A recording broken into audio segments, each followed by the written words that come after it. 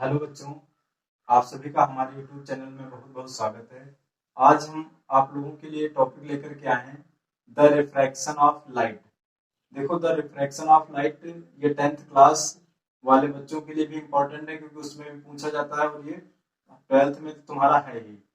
Refraction होता क्या है रियल में? अगर कोई पर कोई दो मीडियम दे रखे हों, मान लो यहाँ पर हम इसको डिवाइड कर दे रहे हैं, हमने दो मीडियम बना दिए। एक तो ऊपर का कोई हो गया, इसको एयर मान लेते हैं, और दूसरा नीचे का मीडियम हो गया, इसको ग्लास ले लो या फिर वाटर ले लो। ठीक है, दो मीडियम हो गए।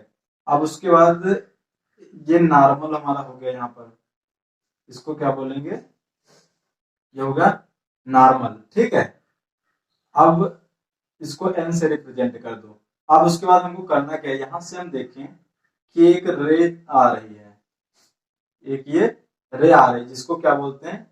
Incident ray. इसको बोलेंगे इंसिडेंट रे। ठीक है, और उसके बाद होगा क्या, जो ये रे आएगी इसको जाना तो ऐसे सीधे चाहिए था, क्योंकि ये सभी लोग जानते हो कि जो लाइट होती है वो ट्रेवल करती है एकदम सीधी रेखा में, लेकिन ये ऐसे ना जा करके इस तरीके से निकलती है, यानी अपने रास्ते से कुछ डाइवर्ट हो जाती है। ठीक है, इसको बोलोगे रिफ्रैक्टेड रे। इसको क्या बोलेंगे?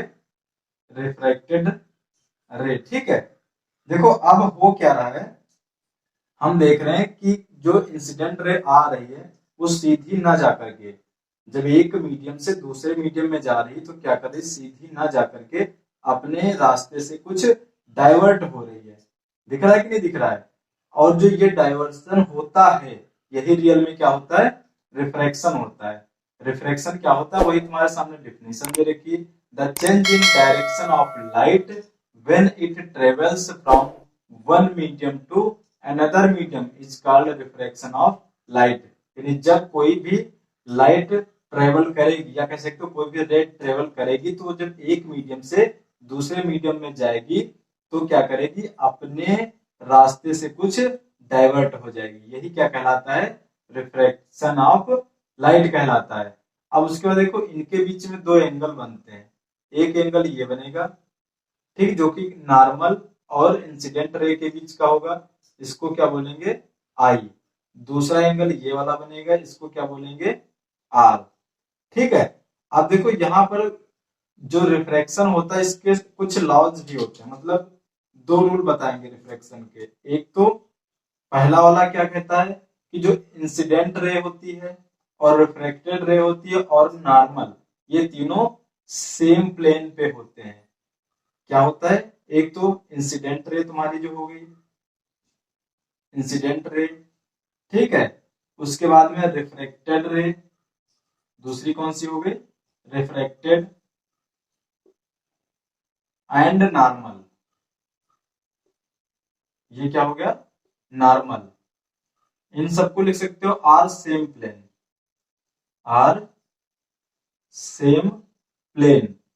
ठीक है, फिर से समझो, पहली कंडीशन क्या होती है कि जो इंसिडेंट रे होता है और रिफ्लेक्टेड रे होती है, ठीक है, और नॉर्मल, ये सब क्या होते हैं? Same plane. सेम प्लेन का मतलब ये मत समझ लेना कि सर ये तो हमारा एयर है, ये ग्लास है।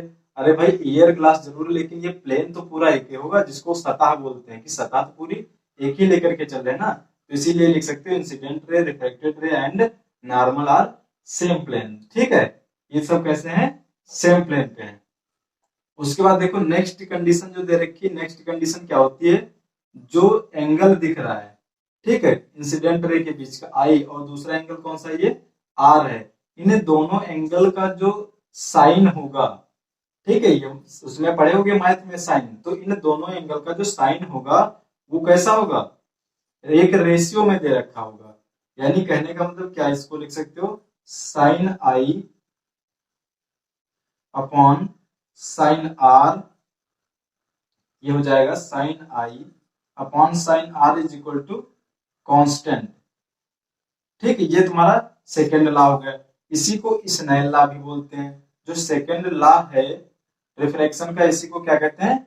स्नेल लॉ भी बोलते हैं। ठीक है, आप लोग ये स्नेल लॉ भी साथ में लिख लो, क्योंकि एग्जाम में ये भी पूछ दिया जाता है। ठीक है, देखो स्नेल लॉ होता क्या है। सबसे पहले तो इसको इरेज कर लेते हैं यहां से, जिससे थोड़ी जगह खाली हो जाए यहाँ पर। और उसके बाद तब हम लिखते हैं the ratio of the sine, इसमें नोट कर दिया। जो सेकेंड स्नेल लॉ जिसको हम बोलते हैं, ये क्या होगा, the ratio of the sine of the angle of incidence to the sine of angle of reflection is a constant.